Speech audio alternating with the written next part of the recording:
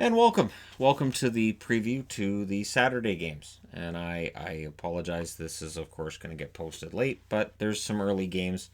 At least look at it this way: we're losing an hour's sleep, so technically it's 12:22.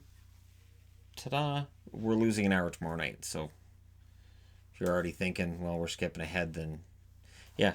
So tomorrow it's going to be even more fun, where I have to do the review, the preview, and the power rankings in between. But they thought of me in this one. This is where the scheduling thinks of me, because there's a lot of matinee games. So tomorrow night's review should be short-ish, and then we go from there. Carolina in against the New York Islanders. This is an interesting matchup. You've got two desperate teams. 35-25-5 is the record for the Carolina Hurricanes. They're 3-5-2 in their last 10. They're 16-13-3 on the road. Desperate hockey needs to be played here. They need to find what they did 2 weeks ago when David Ayres went in the net. Play like that. Play that kind of defense. And you'll win games. Now the Islanders, they need to start getting desperate too, because losing against the Senators, they're really in a rough spot here. They're 35-23-8 overall. They're 2-6-2 in their last 10. Games in hand no longer. They've lost those. They're 29-5 at home, so they need to take advantage of that and get a win against Carolina, which they have not been able to do yet this year. In Carolina on October 11th, Carolina won 5-2 over the Islanders. January 19th, Carolina won at home against the Islanders 2-1 in a shootout. Their next meeting will be March 22nd in New York. So they've had the two meetings in Carolina. This is the first of two meetings at Nassau. Hits leader for Carolina. Yes, I went with the miscellaneous stats. Jordan Staal, 140 blocked shots. Slavin leads there for Carolina with 101. Who's hit the most posts? So missed shot posts. This is again from the NHL app. Aho with 5. Ice time leader is Slavin with 23 minutes and 18 seconds on average. On the Islanders side of things, Martin, 237 hits, leads the team there, one of the league leaders in that category. Pulock leads in block shots with 137. Posts, Nick Leddy's hit 7 of them. And ice time leader is Pulock with 22 minutes and 20 seconds. And we'll see coming out of tomorrow night's game. Well, tomorrow morning's game, sorry. Morning my time, afternoon for most of the rest of you. If you're in Europe, you've got a great day tomorrow, because lots of early games. That means if you're European, you get to watch what goes on and not have to stay up till stupid late. But yeah, whoever comes out of this game has a better chance of getting into the playoffs. Carolina's got to get desperate here. They can't afford to lose another one. Capitals in against Pittsburgh. And Pittsburgh started playing desperate hockey. They've started to realize, hey, we don't want to fall out of this. Whereas the Washington Capitals need to find that. And they're against each other, because of course they are. The first two meetings were wild and crazy games. I expect this one to be as well. This is the first one in Pittsburgh. The Capitals are 40-20-7. If you ask their fan base, they're on fire right now. They're 3-5-2 in their last 10. So the same record as Carolina. They're a little bit better than the Islanders over their last 10. The Metro Division, home of the greats. 22-10-2 on the road. See, it all evens out by the end of the year, really. Pittsburgh, they're 39-21-6. Over their last 10, they're 4-6. So again, Metro Division team below 500 over their last 10. At home, they're 23-6-4. So they need to take advantage of their home record and stick another loss on the record of the Capitals. I am wearing a Pittsburgh jersey because I think Pittsburgh's got a good shot tomorrow. The Capitals lost the first meeting at home against Pittsburgh 4-3 on February 2nd. They beat Pittsburgh February 23rd 5-3. The next meeting these guys will have will be March 22nd, again in Pittsburgh. So I think Pittsburgh's got a shot at this one, and then March 22nd, sure, Washington wins that one. That's kind of how it works. These teams are pretty closely matched, and they don't like each other very much.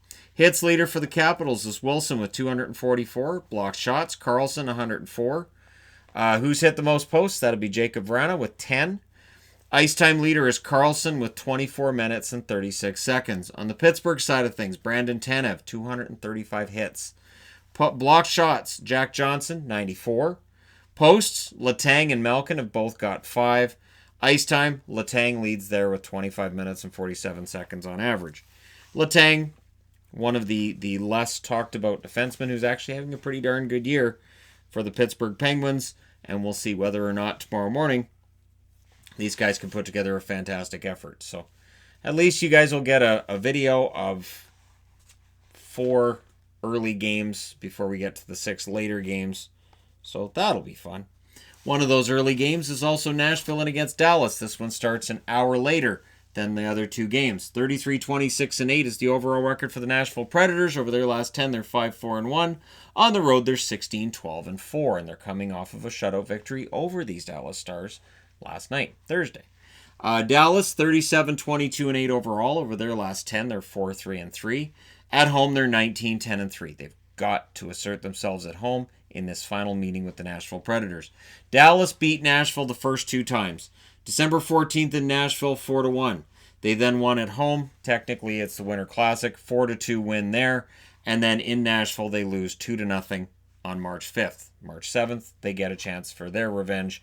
And we'll see if they can goose egg the Nashville Predators. Hits. Watson with 131 leads Nashville. Block shots. Yossi has 107. Posts. Arvidsson with 5. So he's hit 5 posts this year. Ice time leader is Yossi with 25 minutes and 50 seconds on average, as he and Karlsson are likely the front runners for the Norris Trophy, although Victor Hedman is letting people know he's still around.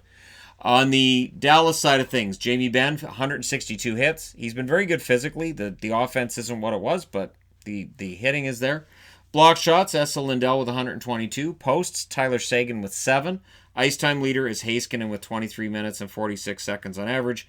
It will be Ben Bishop in net for the Dallas Stars.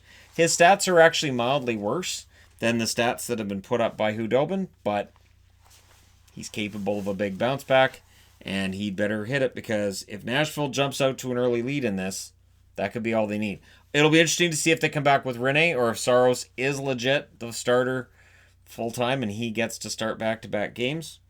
And we'll find out tomorrow. Again, tomorrow morning my time, tomorrow afternoon if you're on the East Coast, and if you're in Europe, tomorrow evening, as the NHL is nice to you just before we switch the clocks. Not everybody switches clocks. Minnesota's in LA. Minnesota in LA in a game that starts at 4 o'clock Eastern, 1 o'clock p.m. Pacific. Minnesota, 34-26-7. Right now they're below the playoff line again. They can get above it with a win tomorrow, and they've been playing very well lately. 7-3 in their last 10. Pretty strong record. 15-15-2 on the road. They've got their road record evened out. Much like Philadelphia, they just get the road record fixed, and suddenly they are a much better team. On the LA side of things, they're 26-35-6. Over their last 10, they're 7-2-1. The Kings are not to be taken lightly right now. They're 16-13-2 at home. They're coming off that 1-0 shootout victory over the Toronto Maple Leafs. They do tend to stifle offense.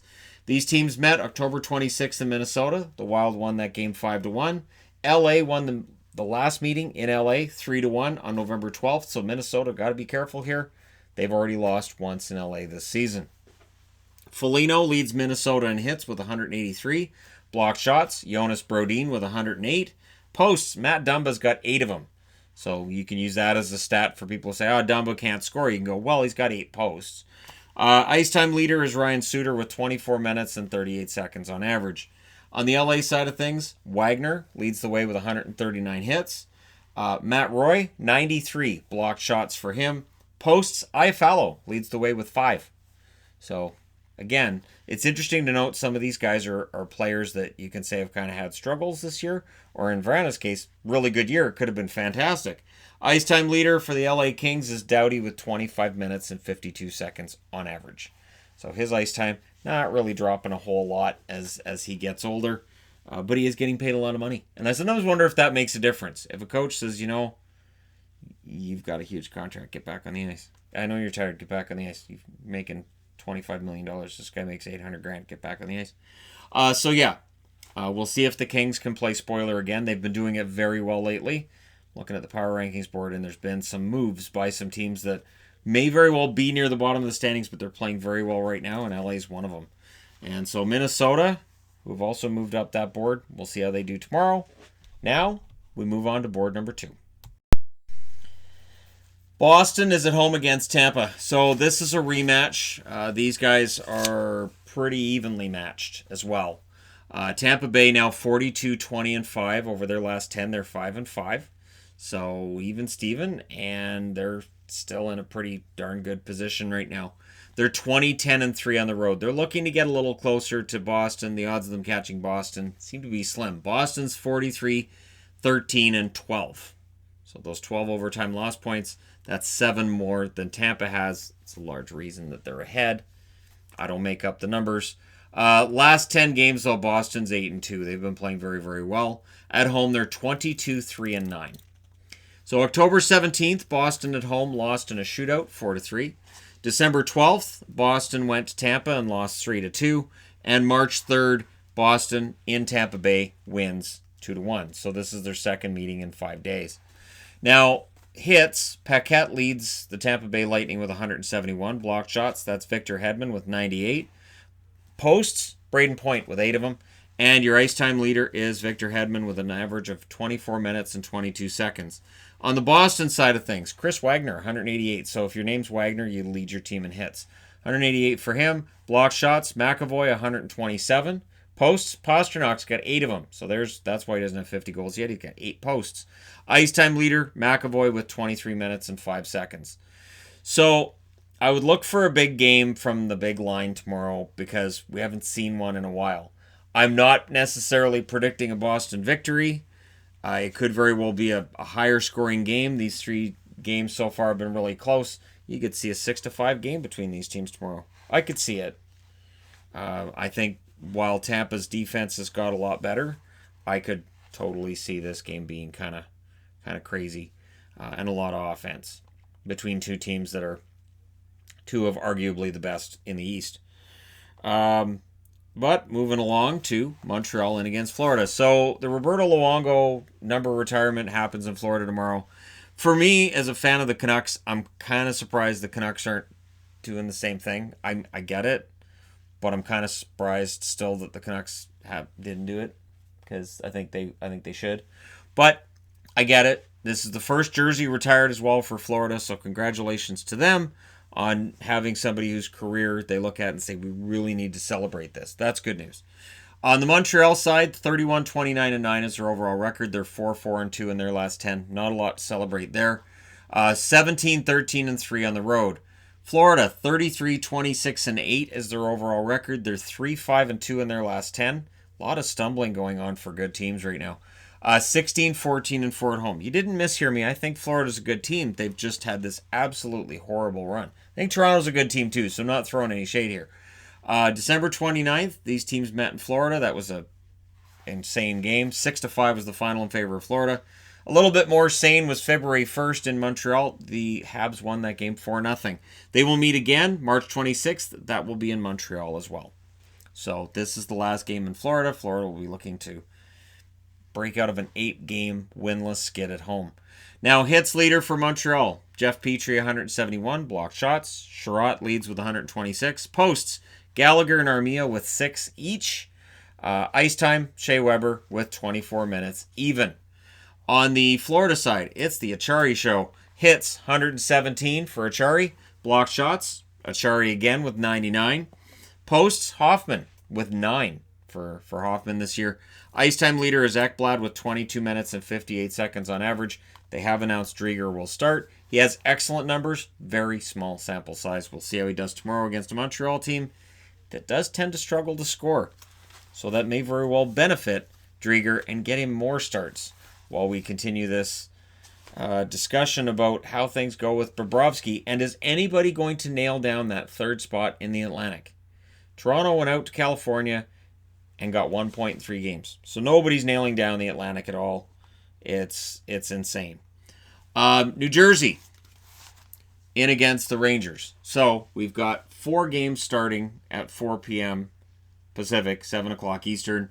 So this is where things will get kind of interesting as well because then all these games are on at the same time. New Jersey's 27, 28, and 12 coming out of tonight's win. They're 6-2 and 2 in their last 10. They're playing well. And they're 14, 18, and 2 on the road, which is better than it was.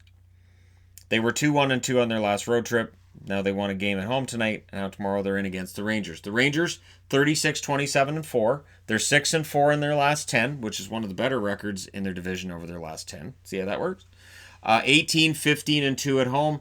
And of course, for the Rangers, every single game is a playoff game, which will benefit them if they get in. If these guys can go on a run and get into the playoffs, look out. and I'm aware it would probably be against Boston. That would be a tough matchup for the Bruins. New Jersey won this meeting October 17th, 5-2 over the Rangers at home. And then at home, the Rangers go into New Jersey and win 4-0. So the first two meetings are in New Jersey.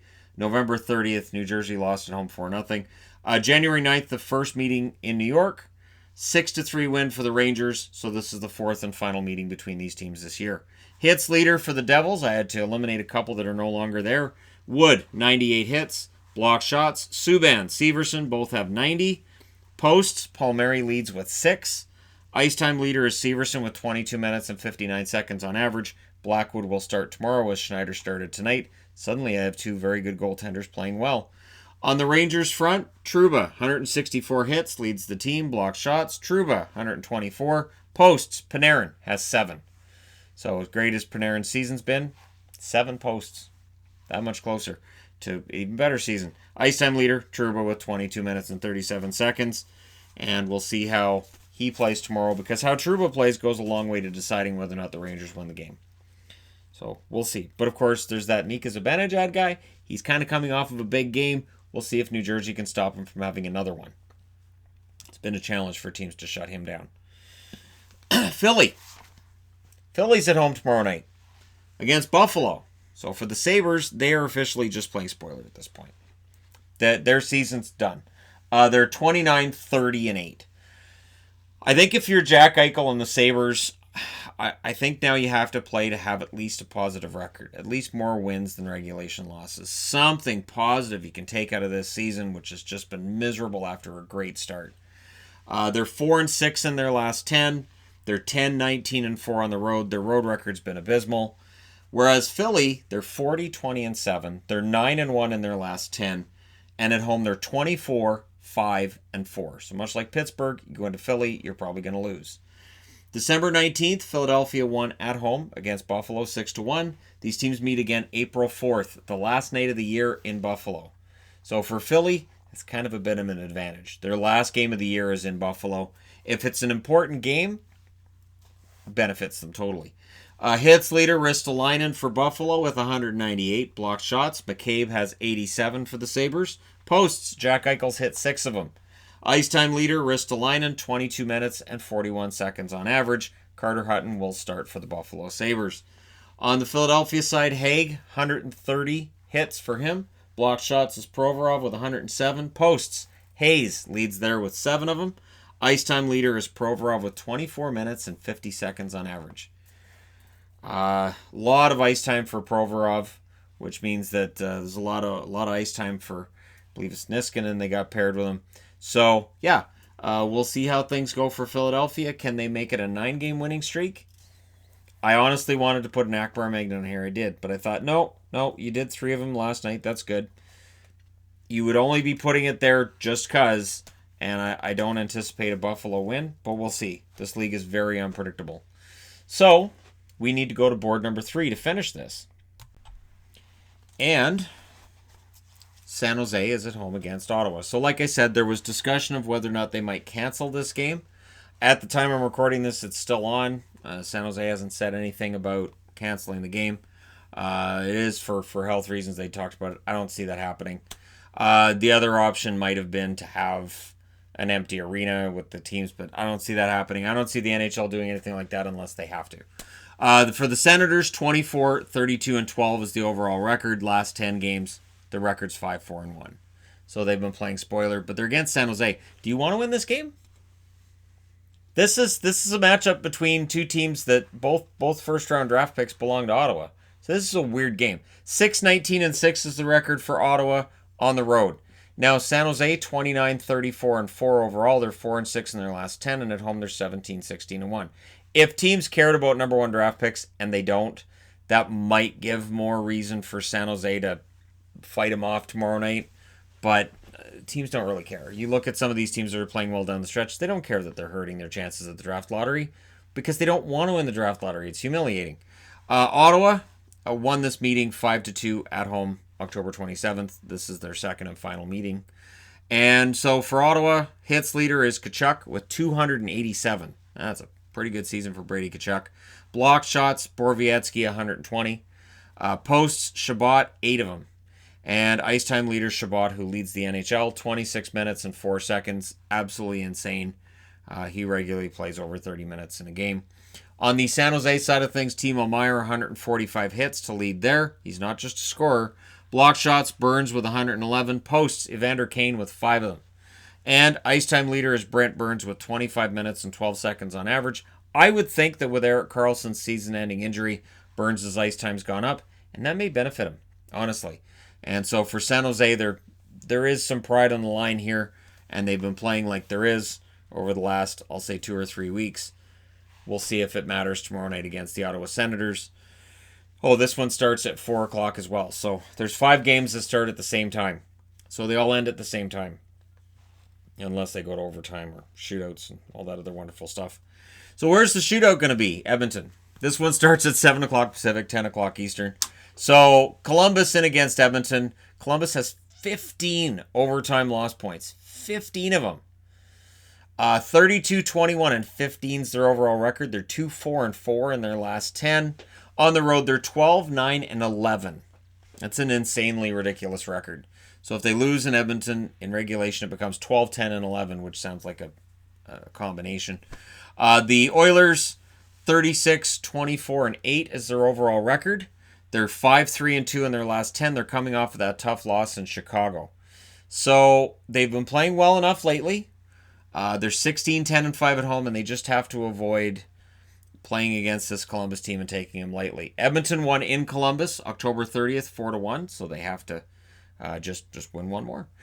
Columbus, their leading hitter, Foligno, 205. So if your name's Foligno, you lead your team in hits. Block shots, Savard, 157. Posts, Dubois with 4 of them, leads the team. Ice time leader is Werenski, 23 minutes and 58 seconds on average. Seth Jones actually leads him in ice time, but I went with Werenski because Jones is out for the rest of the season, right? Regular season anyways. On the Edmonton side of things, hits leader, it's actually Archibald and Nurse are tied with 160 each. Block shots, Nurse leads there with 132. Darnell Nurse is absolute beast on the ice. Posts, Draisaitl leads with 13. 13 posts for Leon Draisaitl. He needs to lead in every offensive category, even ones where he barely misses the net. Ice time leader, there's Nurse, 23 minutes and 24 seconds. Again, Klefbom's technically the leader, but I put Nurse up there because he's been the horse while Klefbom's been out, keeping things together on the blue line. So there you go. You guys are all set for tomorrow's games, right from the morning, right through until the night. Let me know your winners, your thoughts in the comment section below as always. Don't forget to hit like and subscribe if you're browsing your way through. You just happened upon this video. Thank you guys so much for all your support. We have 4 weekends to go. And after those 4 weekends, we're in the playoffs. I'm kind of excited about that. Keep in mind, on the 15th, we're going to be in Vegas. Kind of excited about that too, from the 15th until the 20th. And I did actually plan my holiday around Saturdays. We go there on Sunday, we come home on Friday. So that way I don't miss a Saturday, I don't miss power rankings at home. That's why I planned it the way I did. Yeah. So anyways, there you go. Thank you guys so much for watching. Like I said, I will talk to you again tomorrow.